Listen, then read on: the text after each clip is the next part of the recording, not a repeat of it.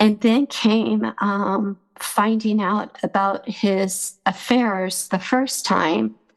And he kind of broke down, started crying, said he wanted to kill himself and that he was a sex addict and he needed treatment and threatened to kill himself if I left. And I was still going to leave, but my eldest son, bless him, and this is on me, it's not on him, but it just kind of shows I can be so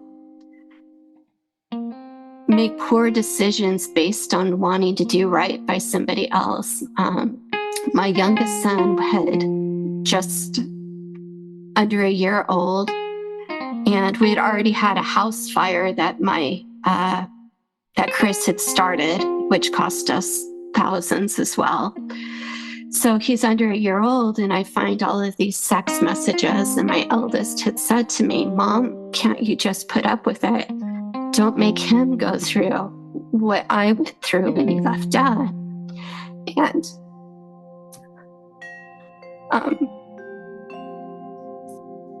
I think that, and just the hurt and the guilt of what I had put my eldest through, taking the responsibility on myself that, it's my fault I got in another bad marriage. And if I walk away, then it's the kids bearing the brunt.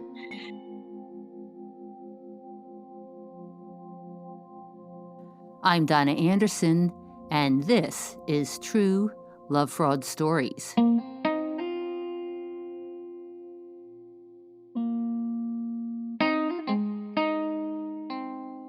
All her life, Erin Lum of California has been willing to jump in and help whenever anyone needs it.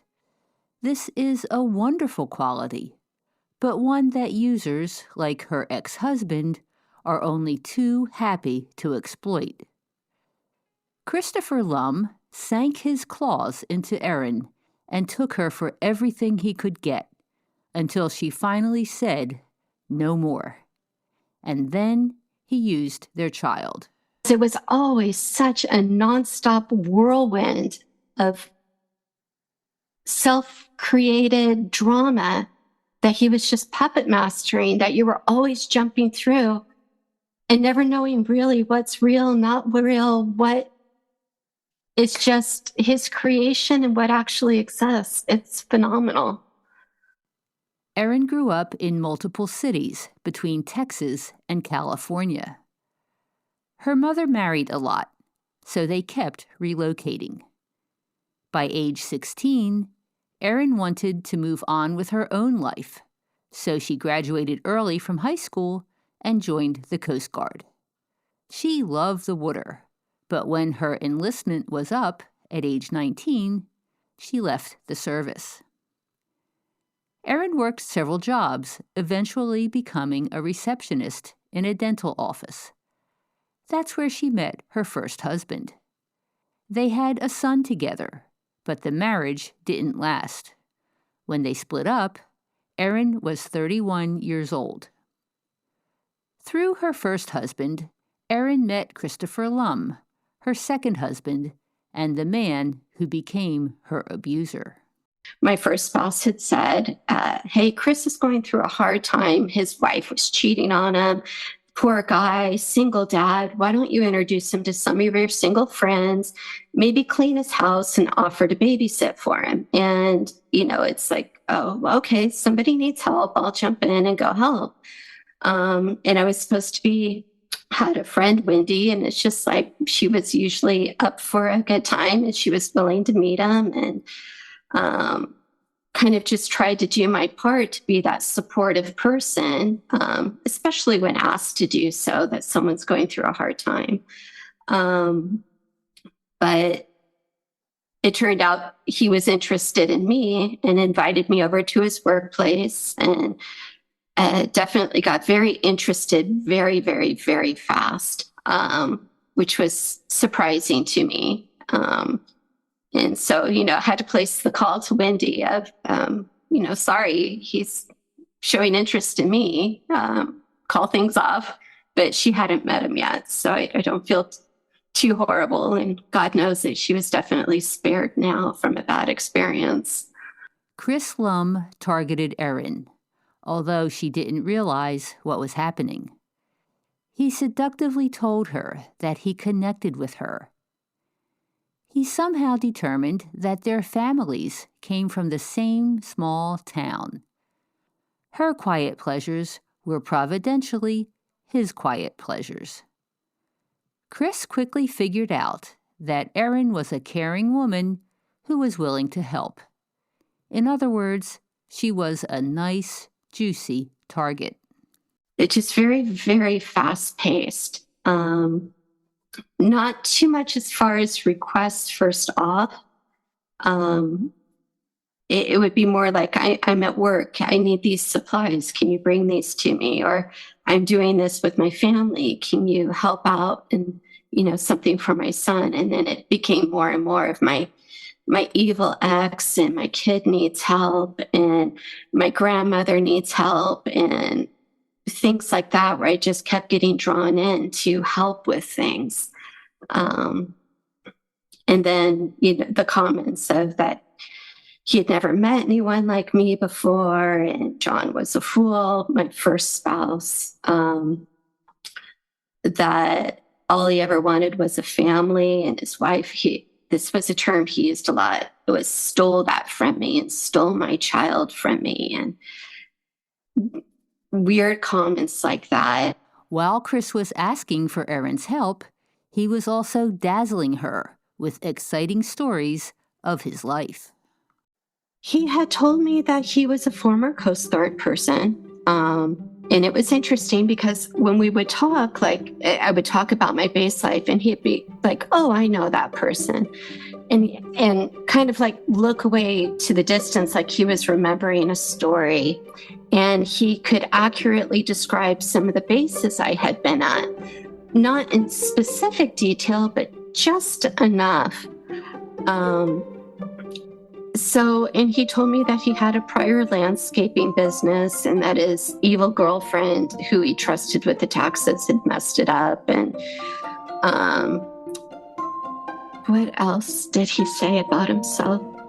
That he had had a prior annulment with the woman committing fraud with his first marriage, and it only lasted a couple months, and that he had bought her and her parents a house, and the annulment, something with the fraud, they kept all of the property, and that the second wife was having multiple affairs and threesomes, and her family were cops and were out to get him, and just acting crazy and stuff like that, and really abusive. And that his grandmother was on dire straits, and so he took her in to support her. And that his twin brother, even though he tried to keep him close, was, not to be trusted, had an extensive criminal history. And even though he'd have his brother around, not to trust his brother. And he told me he was a paramedic at the time. And that when he served in the military, in the Coast Guard, that he had been a boarding officer, which I laughed at, because a boarding officer is not your rate. It's your job duty for the day. And so I remember laughing. It's like, look, you're talking to a coastie. What's your rate? And he is like, boarding officer. And I just kind of reminded him, hey, I served. I know what a boarding officer does, but what was your rate? And then he said that he had been in the medical, and that he had been a diver. And this is something else he told me, that he had been a former Los Angeles City Fire Department, that he had joined that and became one of their divers with their search and rescue team as well. Chris told Erin that he retired from the fire department because his second wife was jealous of his work. What she had thought, that all firemen were out having affairs. And so that she had threatened to leave him if he didn't leave the fire department. So he left the fire department to preserve their marriage. So that was quite the story too. But he had all of these stories of different interactions and saying that he had gone out on this search and rescue to Castaic Lake, doing the diving, looking for these victims of a boating accident. But the same thing with the Coast Guard is that he had said he had been a diver there and had gotten hypothermia from one of the events that he had done diving there. So there was always these detailed, intricate stories that came with everything there. And of course, it turned out to all be pure BS. None of it was true. So when she first met Chris, did Erin find him attractive? I was attracted to his confidence and that he seemed Mr. Cool and the center of life and the center of the party, where I was a little bit more of, I've been described as the mousy type and the quiet type and a little bit more introverted. So I think it was more an attraction of this bigger than life personality taking an interest in complimenting me, this person. As far as, his looks or anything like that, he was average. But I can't say that, if I had just seen him on the street, I would have given him a second look and been drooling. He wasn't really my type. Very slender, slightly emaciated, I wouldn't say emaciated, but like sunken in cheeks. And I found out more about this later. Really close shaved head and always with like the shaved carved beard, short beard stubble, like in design styles, which just kind of came off as a little bit flashy. And just a little bit of a bravado about him is probably the best way to describe it. Despite all the bravado, Chris's life was a mess. He was always in some sort of financial crisis. So having to leave his trailer park and get his grandmother to her daughter's house. Okay, so they needed money for that. And his grandmother's getting old and all of this and needed help moving her, needed extra money for this. Okay, here's the money and I'll help move whatever's best for her. And now because of your divorce and the complications with your ex, there's a problem with your trailer. And they lived in a trailer park. Okay, great. Well, now you need emergency housing and you need to stay with me just temporarily. Okay, well, all right. And the next thing you know, I go to work and he's completely moved in. Chris soon started telling Erin that he wanted to have a child with her. She still wasn't divorced. Her court case was moving slowly. But Chris didn't want to wait. With Erin, he said, he could have the family he always dreamed of. He had always done this. All I ever wanted was a family. All I ever wanted was to be a father. And she stole that from me. She stole my son from me. And what I want is a family. And what I want was this. And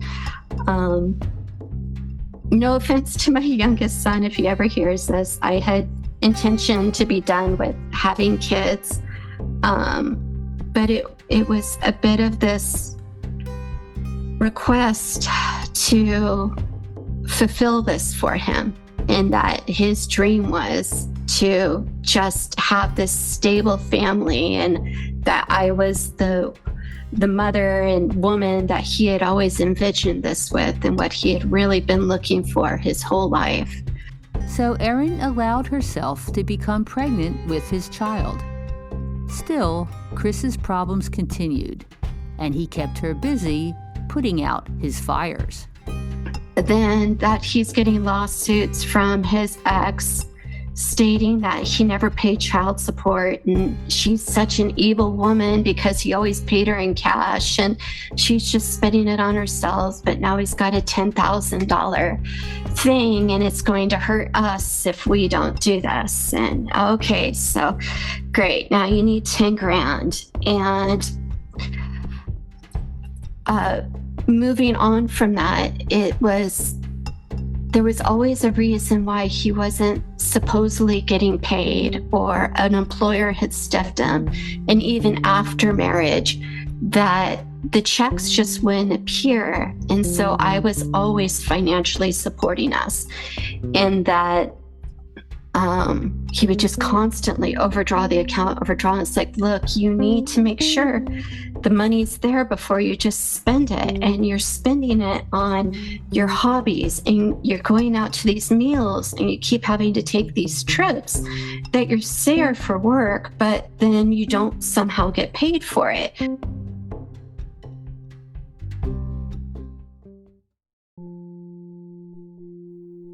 If you're wondering if someone in your life is a narcissist, sociopath, or psychopath, and you need advice on escape and recovery, talk to Donna.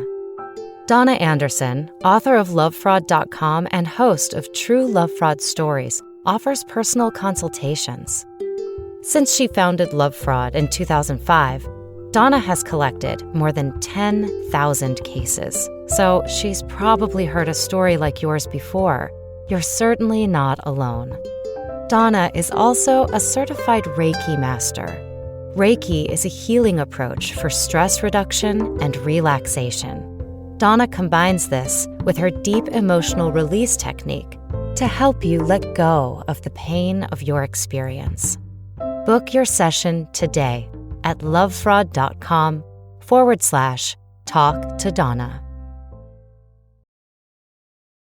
Chris did work as a set medic for the entertainment industry. He provided emergency first aid on movie, television, and commercial sets. Chris actually brought Erin into the business. A non-union show needed a medic. Would she do it? She was qualified, so she took the job for extra money and has been working as a set medic ever since. Shows like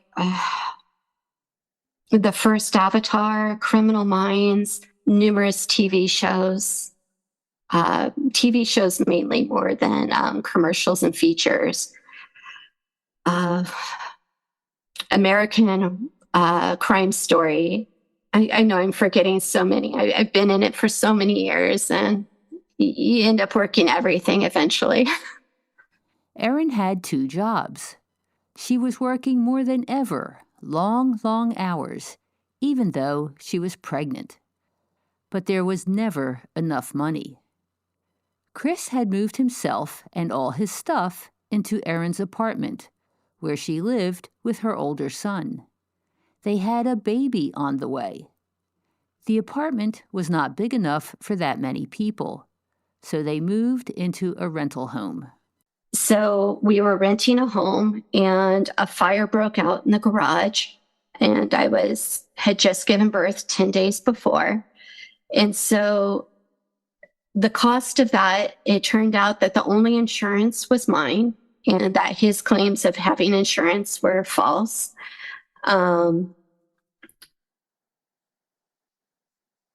He stated it was due to faulty electric, but what turned out, I found the court records on it, is he had overloaded the electrical stuff with all of his hobbies in the garage. And so the fire was actually his fault.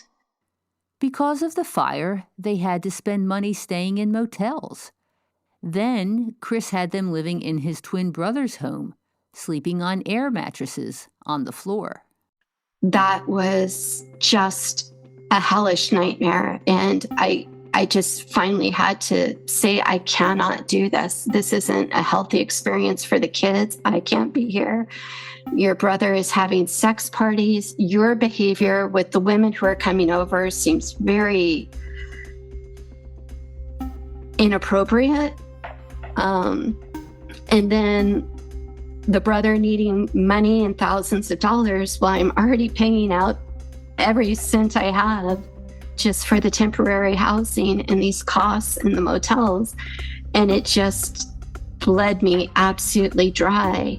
And this desperate need for me to get back to work just to refill the money from this. So that was the whole fire experience. And then we kept having these break-ins because not all of the property was moved. And when there's a fire, you're supposed to leave stuff there. And it's just like my stuff kept going missing and my stuff kept getting robbed. And it's just like, okay, the place is locked down. And it just seemed odd. And why the things I bought and the things I had. And then he would sneak in and move his stuff out.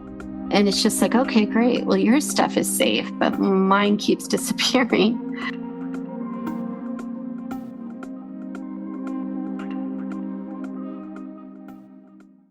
Erin had a new baby, no permanent home, disappearing property, and financial pressure that never let up. And then her problems escalated. Chris took money from her eldest son's college fund. He did another excuse about money needed for his child and his evil ex, and he was going to pay me back and all of that, and he was just too ashamed to ask. But of course, the money never came back. And I transferred the control of my eldest son's college account over to his biological father, just because of this deep-seated, kind of deep down feeling of he keeps promising me that it will come back. And just after this next crisis, he can pay me back and this can come back. But it just seemed to be a pattern of he's not going to be true to his word. But at the same time, there's so much details and so much backup that you don't want to just discount it or turn your back or be cold-hearted. In addition to this was his brother's financial needs, and his brother's 3 kids. And all of a sudden, the brother's going to be evicted and he needs money. And so you cough up a few thousand to stop them from being evicted. And his car's damaged and he just got a new job. Can he use yours because you just had the baby and you're not using it? And I'll take you places. And his brother takes off with my car and doesn't appear again. I've got to turn it in for the lease and he's nowhere to be found. And you can't report it as stolen because you let the person borrow it. It comes back that it's been in an accident and he had a convenient excuse for it, that somebody else has swiped him and taken off. And turns out he didn't have car insurance that he'd given me proof of that he did. And it turned out to be fraudulent. And so then you're there, well, how do you do a lawsuit about this? How do you get the money back? And the whole time is I'm getting hit with the financial penalties again and again and again.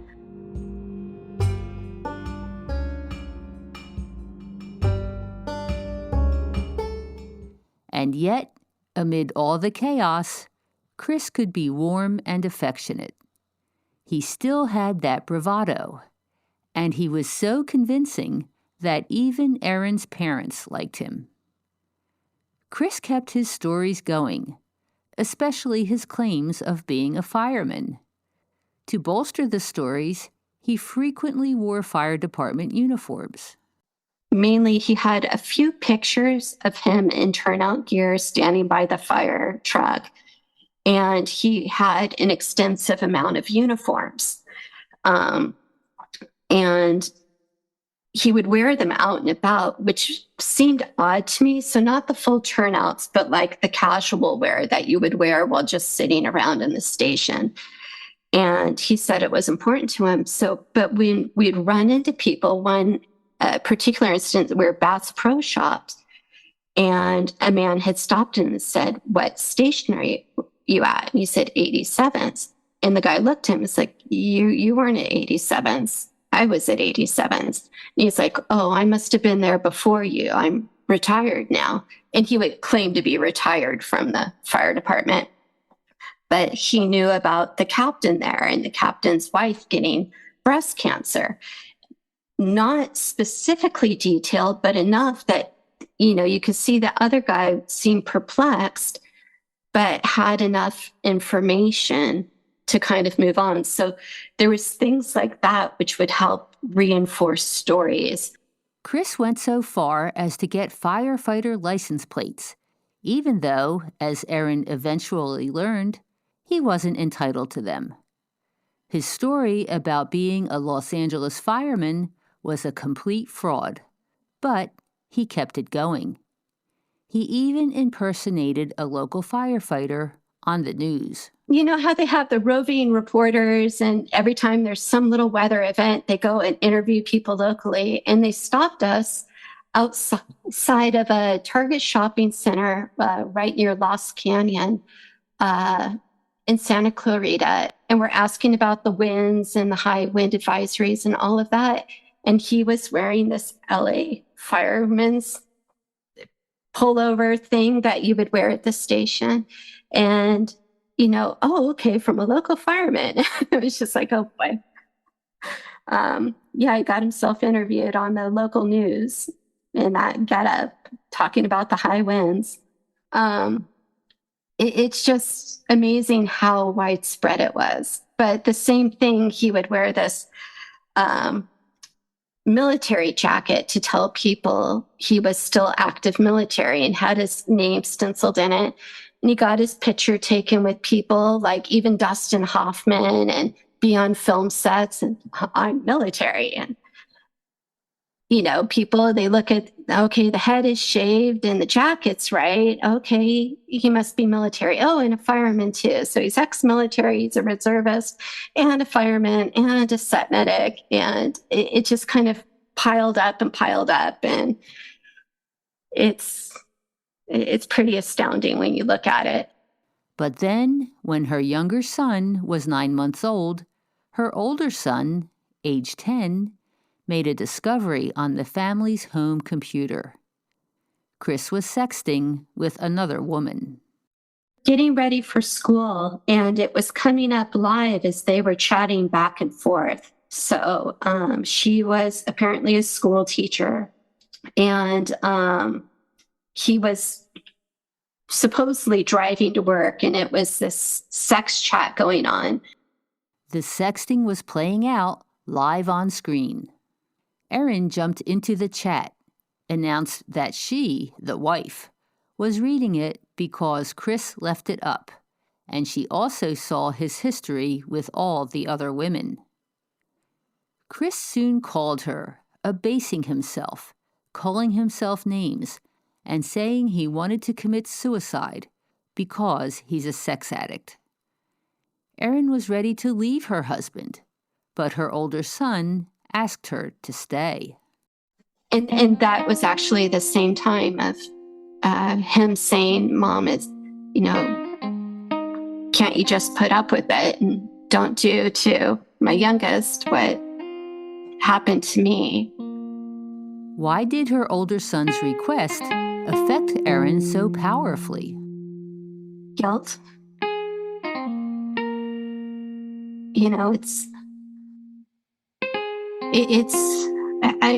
I want to be completely clear that it was absolutely the wrong decision for me to make.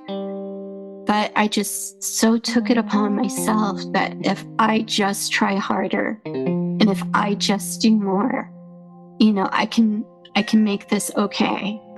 And that somehow it was up to me to not screw my son's lives up, and that I was to go through yet another divorce. I would further hurt him and now my baby as well.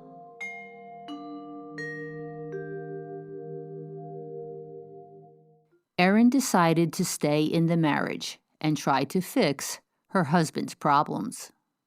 I believed he's a sex addict crap, and I paid for the therapy out of pocket, which cost thousands of dollars again. And I just remember having this young child and I'm working 2 jobs, and you're paying so much money to take care of him and these medical bills and his court fees and the child therapy fees.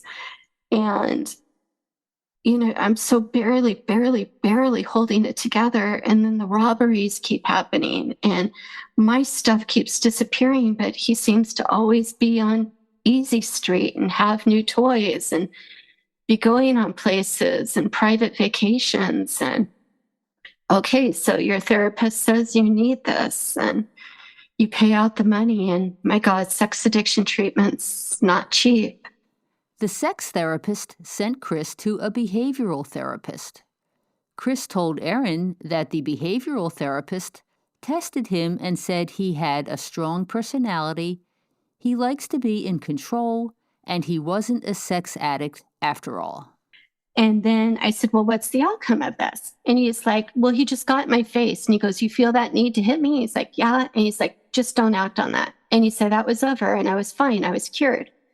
And it was just like, really? That's the end of this? This is the end of the thing? And so he didn't go back to the sex addiction therapist or doctor, said it was all done. And of course, I'm so financially drained at that point and got a baby and everything else. So it's just like, okay, fine, whatever. I guess problem solved. The family moved several times. Eventually, Erin found a home that they could afford to buy. I found a great deal for a home, but he says that, there's interesting financing there and interesting things with the loan. And because it's a USDA rural loan, we can't seem like we have too much money. And it kept having me sign paperwork. And when we go to close the deal for the loan, I'm putting the money down for it. And he doesn't have the closing costs. So I'm coming up with the thousands of dollars for the closing costs. Everything closes and we're ready to move in. And I find a divorce decree. And he had gotten a dissolution of marriage. And it said we had no children. And all property and everything is in his name. And that we have no shared property, no kids, no anything. And he stated it was needed for the loan to go through because we had too much money. It wouldn't matter. It's just a piece of paperwork. I will get married right afterwards. And it turned out that he was having a relationship with the loan officer at Ran Life and had been calling her and emailing her in a pretty sexual, intense relation. I don't think she's aware of it, but I could probably see where all of these weird things that he was making me sign. And one that, I needed space to go find myself. And it's like, I'm not signing this. I mean, the loan officer doesn't need this. What does this need to be given a loan? It didn't make sense. And shortly after we moved in there, because then it's like I've given up the apartment. He's saying it's just for this loan. I didn't know about the affair yet. And so we move into the house and I'm already kind of just frantic here. And he immediately needs to go. He buys 2 new cars and then goes on disability. So I have 2 new car payments, a house payment, the move costs, all of this other stuff. And I'm the sole person paying all of the bills for everything. That's all in his name.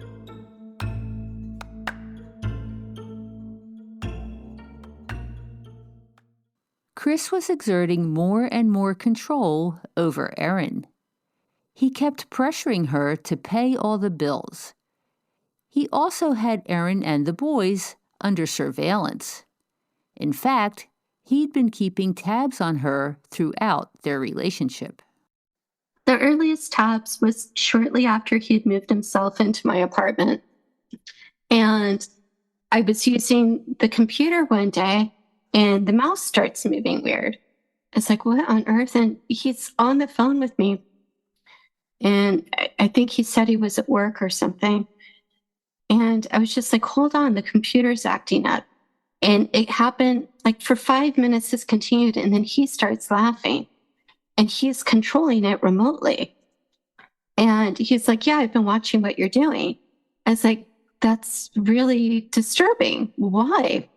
Why are you logged in remotely watching me? Because it was something too. He had been asking me, what are you doing? What are you looking at? And it was, to me, not funny. I told my stepmom about it. She was like, yeah, that's really not funny. But he thought it was hilarious. And so that was probably the earliest warning sign. And there was always these check-ins after that. Then I started noticing my phone, that on an installation, there was a tracker on it. And it was recording my information. And then my emails were being forwarded to a different email. And it was just like, what is going on here? My phone had to be through his account, through Verizon, and he wouldn't give me the password to it. I had to pay the bill, but I couldn't see what was going on with it. And then the cameras started. So he had decided that he was a drone camera operator and had all of these little cameras all over the put them on everything. And I started finding them hidden around the house. And so the first one, he's like, well, I just wanted to see if it worked in the dark. And it was like, okay, but this is pointed to where I sleep on the bed. And I'm not okay with this. And you covered it up with a bunch of our kids' stuffed toys so I wouldn't see it. And then it was another one. He's like, well, I wanted to see if the babysitter was stealing from us. And then he showed me some video of the babysitter. And then the Nest cameras started coming in and you would just find them hidden. And then one into the bathroom. And it was just, I began disconnecting them and then finally started throwing sections of them away. And it's like, because he would deny that they were there, deny that they were recording. It's like, fine. Okay, when you go to check the dumpster, let's see if you're going to call it out that I'm throwing these away as I find them. Shortly after they moved into the new home, Erin discovered that Chris was cheating again with multiple women. Erin confronted him. This time, he claimed he was still a sex addict and it was her fault. He claimed that Erin sabotaged him and set him up for failure because the first doctor she found for him was Asian, and his weakness was Asian women. Erin wasn't buying it and began packing. Chris begged her to stay. Then he threatened her. He will get custody of our youngest because he has the house and he has the property in his name and I don't have anything. And the courts say we don't even have a kid. And if I declare fraud, and I sent this to the court too, that my hands aren't clean. And it was just like, I was so trapped and stuck and paying for him. His tactics worked. Erin was scared to leave, scared that if she did, Chris would take her son away. Chris said he wanted to go back to sex addiction therapy, and they found another therapist. Erin paid for that, too. It didn't seem to be helping. Chris became even more controlling. Eventually, Erin discovered that he was physically abusing both boys. The youngest was only 5 and had difficulty describing what was happening. He was later diagnosed with autism. So how he would relate things would be really unusual. But what was notable with both of the boys is self-injury. And then my youngest especially relating abuse events, but unable to give like specifics of where, when, what caused it, everything that would help something make sense. So those had started, and one in particular, the school had called me for,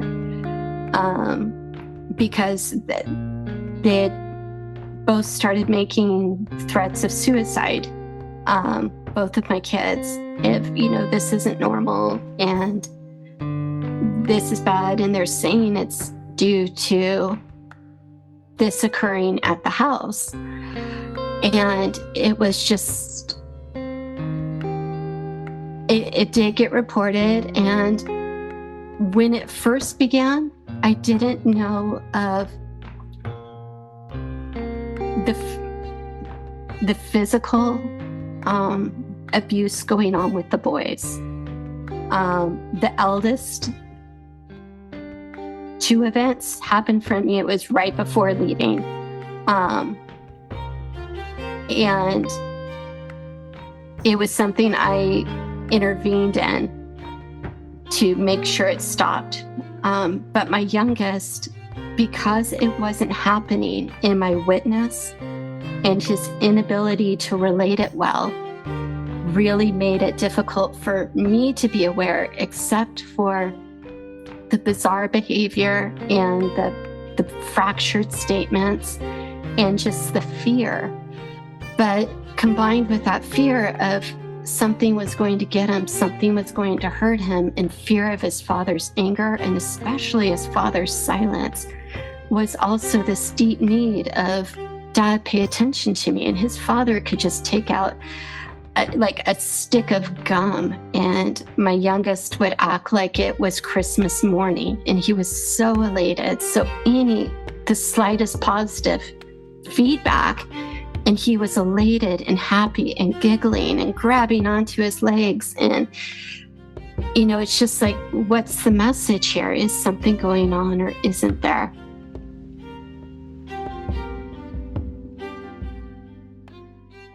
The school continued reporting suspected child abuse to the Department of Child and Family Services, or DCFS. Sheriffs came to their home. The sheriff's coming out, and, I was telling them, we're being recorded. There's a camera on us. We can't really talk. Can we go somewhere else? Can we speak somewhere else? And it was refused. DCFS had suggested I leave my youngest son behind and go to a shelter alone and leave my youngest with him, which wasn't an option. And then it became clear that Chris had been physically hurting my youngest. I had walked in from buying groceries one day, and my youngest just absolutely streaked down the stairs crying, and got behind me and hid behind me. And Chris came down just raging, and he kind of my youngest caught his breath, and that his dad had just punched him in the stomach because he wasn't brushing his teeth fast enough. And it got so threatening and heated and violent with that I stood up to him and kept my youngest behind me, but it was this, I am calling the police. And he stormed out, and he said I'd never see him again, and told our youngest, it's your fault I'm leaving. And told me if I called the police, he would say that I attacked him and I would be arrested, and this was his home and I was trespassing and all of that. So it was just this horrible confrontation there. But from that point on, the one benefit is that he had 2 other girlfriends at the time. And so he stayed more with them. But on the flip side of that, even though it was a little bit easier, is he kept taking our youngest son out of school and disappearing with them. And then it's just like, where is he? When is he coming back? And he's like, he'll come back when I feel like it. And I couldn't do anything about it. Erin knew she had to get out. She refused to have sex with Chris, so he forced himself on her while she was asleep. She began wearing jeans to sleep, so Chris punched her, claiming he was having a nightmare. Finally, she slept on the couch. To prepare for escape, Erin started squirreling money away. She tried to collect documents that she knew would be important, but they kept disappearing. The worst was that Chris still had Erin and the boys under surveillance. In fact, he recorded her older son in his bedroom. And I flipped out and I went off on him of how inappropriate that was and how perverse it was, and that you're trying to use that to turn me against him. I don't care if my kid called me the B word. He's, a preteen. It's okay. He's not getting what he wants out of mom. I don't care if my kid is having a private moment. What I care about is some pervert is not only videotaping this, but then thinking that they're going to use that against him to damage our relationship. And it was the most horrifying, oh my God moment. And then a coworker had told me of him showing him a photo of me naked, coming from the master bathroom and into the bedroom, and him making fun of me and all of this. And what's horrifying is when I reported this to the police, they laughed at me. They actually laughed at me and said, well, maybe he thinks you're cheating on him. And it was just like, oh, dear God. When Erin learned that Chris was abusing her older son, she sent him to live with his biological father. Then she had to figure out how to escape. The last couple of months is I was trying to hide money to get away. And he pretty much knew that we were leaving, and the schools had already been calling the Department of Child and Family Services, so DCFS, reporting child abuse. And even letting them know I'm trying to get away. But the neighbor had died in the house next to us. And he wanted to take a loan out on the house we were in to pay for that house, to have it in his name. He stated he wanted me to move into that house so he could continue to see our youngest while I made both house payments. And it was just this perfectly logical thing of, this is what you need to do in the best interest of our son. And it was just like, oh, dear God, no, no. But it was the whole sales pitch of how evil I would be to abandon my son or to steal him from him, while also getting taunted that I would lose custody, even though he was the one being reported for abuse, because he had this house and the property was all in his name. But we did finally get enough squirreled away, and a couple of the neighbors had helped us out to find a cheap place. And we pretty much left with the shirts on our back and left the furniture behind, took our clothing, half of my kids' toys, and got out of Dodge fast. And even after that, it was these demand texts and messages that I needed to pay for the damage to his home, and I needed to pay for his vehicles, and I needed to continue to pay for his insurance.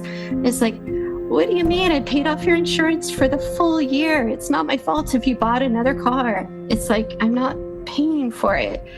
But it's remarkable to me how hard it was for me to get to that point where I refused to pay. And even as we were leaving, I was still stuck in this thing of feeling obligated to support him. And And I don't know why I had gone so far down that rabbit hole that his survival was dependent on me and his finances were dependent on me. And the best interest of our youngest was dependent on me. When, it's looking back in hindsight 2020 after years of trauma therapy, of knowing that it was all just a manipulation and a ruse.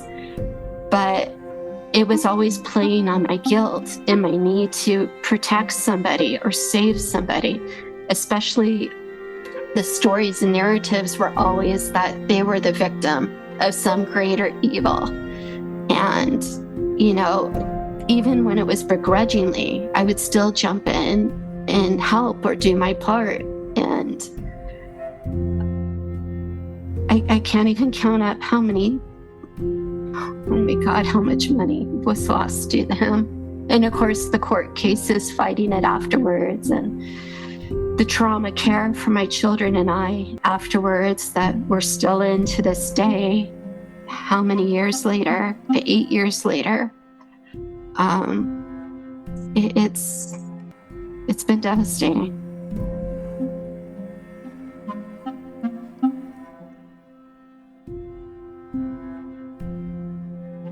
I'm Donna Anderson, and this is True Love Fraud Stories. Be sure to listen to part 2 of Erin's story about her abusive ex-husband, Christopher Lum, and how she finally got herself and the boys away from him. I also invite you to listen to expert commentary related to this story. I interview a divorce coach with expertise in child abuse investigations. To listen to this show ad-free, please subscribe to True Love Fraud Stories. As a subscriber, you'll be invited to Love Fraud Live, my informal support group. I do a short presentation about sociopaths and narcissists, and then answer your questions.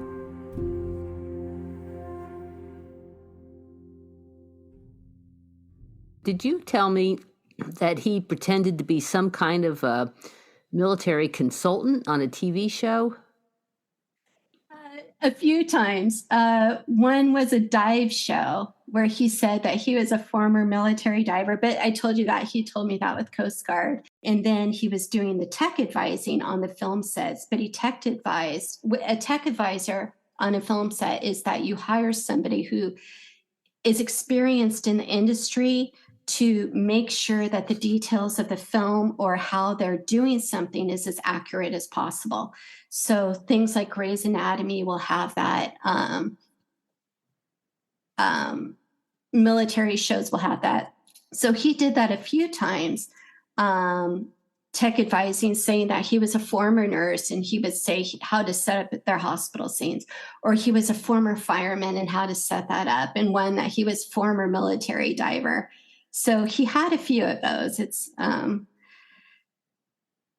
mainly when he got those jobs later on, he would not tell me about it, and I'd find out from somebody else what he had been up to. But it was pretty cringeworthy. Call sheets still exist to those things. So I'm sure like people in the industry who are listening to this are now pulling it up as like, wait, he said he was this. Let's pull this up. So.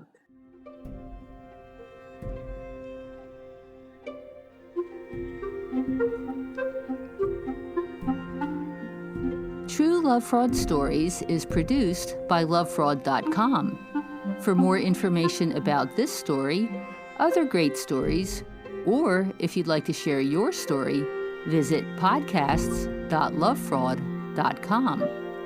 Engineering is by Terry Kelly. To learn how to recognize and recover from everyday sociopaths, visit lovefraud.com. You'll find articles, books, and webinars. You can also book an appointment with me, Donna Anderson, for a personal consultation.